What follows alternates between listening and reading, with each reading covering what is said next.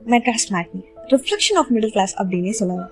நீங்கள் ஒரு middle class ஃபேமிலியை சேர்ந்தவங்கன்னா கண்டிப்பாக உங்கள் லைஃப்பில் நடந்த நிறைய விஷயம் இங்கே மூவி சீன்ஸாக இருக்கும். நமக்காக நம்ம அம்மா அப்பா பண்ண சாக்ரிஃபைஸ், அவங்க எப்படிலாம் நம்மளை வளர்த்தாங்க, அந்த ஸ்ட்ரகிள், அடுத்த ஜென்ரேஷனை எப்படியாவது மேலே கொண்டு வரணும்னு நம்ம ஃபேமிலி ஓடின ஓட்டம் அப்படிங்கிறத அவ்வளோ பியூட்டிஃபுல்லாக காமிச்சிருப்பாங்க. இப்போ இருக்கிற பசங்களுக்கு பேரண்ட்ஸ் நமக்காக பண்ணுறதும் பேசுகிறதும் இதெல்லாம் பூமர் கிரிஞ்சுன்னு அவங்க வேல்யூ பண்ணுறதே இல்லை. அவங்கெல்லாம் இந்த மூவியை பார்த்தா கண்டிப்பாக ஒரு சேஞ்ச் கொடுக்கும்.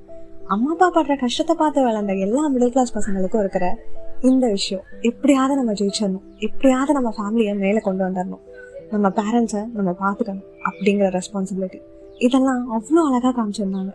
இந்த மூவியோட டைரக்டர் கார்த்திகேயன் மணிக்கு இதுதான் first movie. Screen play, music எல்லாமே வேற லெவல்.